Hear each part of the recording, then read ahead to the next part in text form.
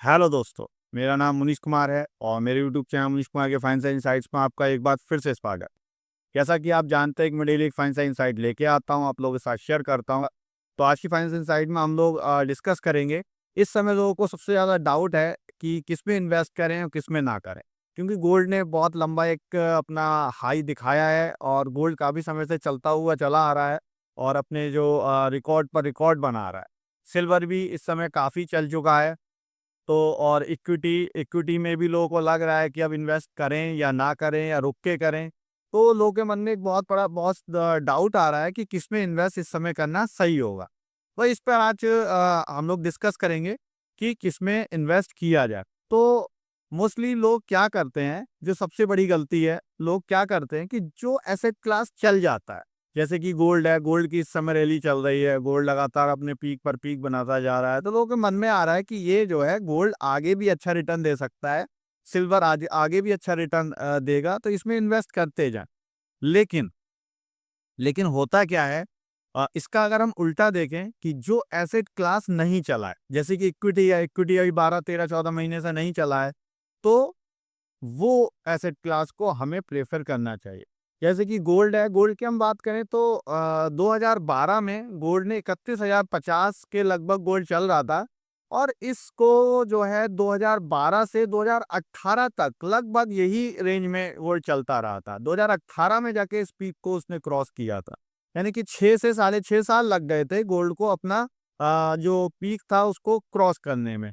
तो गोल्ड का ऐसा ही रहता है, जब चलता है तो भर-भर के रिटर्न देता है और जब नहीं चलता तो सालों-सालों नहीं चलता है। क्योंकि गोल्ड में जो एवरेज मीडियन रिटर्न देखा जाता है, वो लगभग 9-10% रहता है ईयरली का। जो ईयरली का सीएजीआर रहता है गोल्ड का, वो लगभग 9-10% रहता है। तो अगर गोल्ड में इन्वेस्टमेंट करना ही है तो फिर उसका मीडियन देखना चाहिए कि गोल्ड ने पीछे कितना रिटर्न दिया है और अब जो है गोल्ड, तो इस समय गोल्ड जो सारे एसेट क्लास को पीछे छोड़ के और सबसे ज़्यादा रिटर्न जनरेट करके दे रहा है। उसका जो एनुअल जो रिटर्न है वो सबसे ज़्यादा है। तो लग सारी एजेंसी, सारी बैंक्स, एनालिस्ट इस चीज़ को कह रहे हैं कि गोल्ड आगे भी कोई कह रहा है 4500 का $4500 तक जा सकता है, कोई कह रहा है 1,65,000 तक इंडियन रुपीज़ में जा सकता है।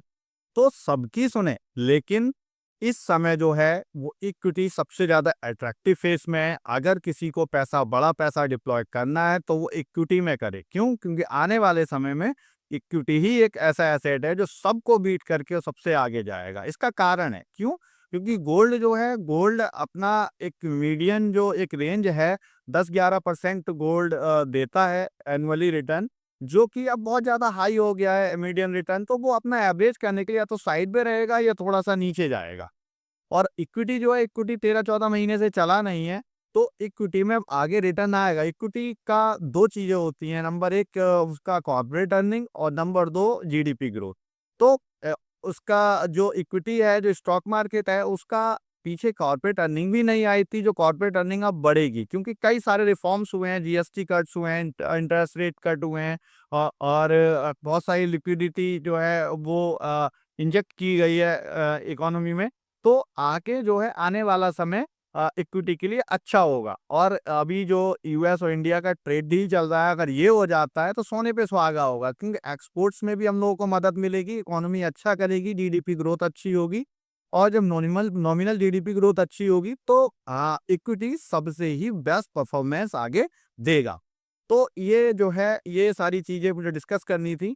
और गोल्ड जो है, गोल्ड कभी भी जो है वो जब रिटर्न देता है तो कई 2-2 3-3 साल तक चलता है, लेकिन जब नहीं चलता है तो कई-कई साल तक ढीला रहता है, वो उसमें कोई भी रिटर्न नहीं आता। पीछे भी कई बार का ऐसा इतिहास है जो कि देखा गया है कि गोल्ड लगातार चलता रहता है, कई 2-2 3-3 4-4 साल चलता रहता है और जब नहीं चलता है तो कई-कई साल तक वो नहीं चलता है। जैसे 2012 का मैंने एग्ज़ाम्पल दिया, 2012 से 2018 तक उसने कोई पीक नहीं बनाया। यही सिल्वर के साथ था, सिल्वर ने भी 2012 में अपना पीक बनाया था, जो क्रॉस करने में उसे 8 साल लग गए थे, 2020 में जाके उस पीक को क्रॉस किया था।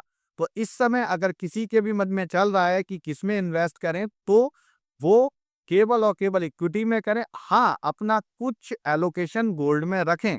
ताकि अगर, क्योंकि गोल्ड जो होता है कुछ अनसर्टेनिटीज अगर कुछ बनती हैं, कुछ ग्लोबल लेवल पर कुछ अनसर्टेनिटीज हो जाती हैं, या कुछ ऐसा कुछ हो जाता है जिसका जो इकोनॉमी में कोई भी अंदाजा नहीं होता, और वो अगर हो जाता है युद्ध वाली स्थिति या कोई दूसरी स्थिति ऐसी बन जाती है, तो गोल्ड सबसे ज्यादा करता है, क्योंकि गोल्ड को सबसे ज्यादा सेफ हेवन माना जाता है। तो इसलिए गोल्ड में भी अपना थोड़ा एलोकेशन रखें, लेकिन अपना एलोकेशन इक्विटी में ज्यादा से ज्यादा बढ़ाएं। इक्विटी में, म्यूचुअल फंड में, स्टॉक मार्केट में अपना एलोकेशन ज्यादा बढ़ाएं, क्योंकि आगे आने वाले समय में अगले साल, अगर इन्हीं टाइम में अगले साल आप मेरा ये वीडियो निकाल के देखेंगे, तो आप ये जानेंगे कि किसने ज्यादा रिटर्न दिया है। मैं 100% कह सकता हूँ इक्विटी यहां से अच्छा करेगा। तो प्लीज मेरी वीडियो को लाइक करें, शेयर करें, सब्सक्राइब करें। Thank you.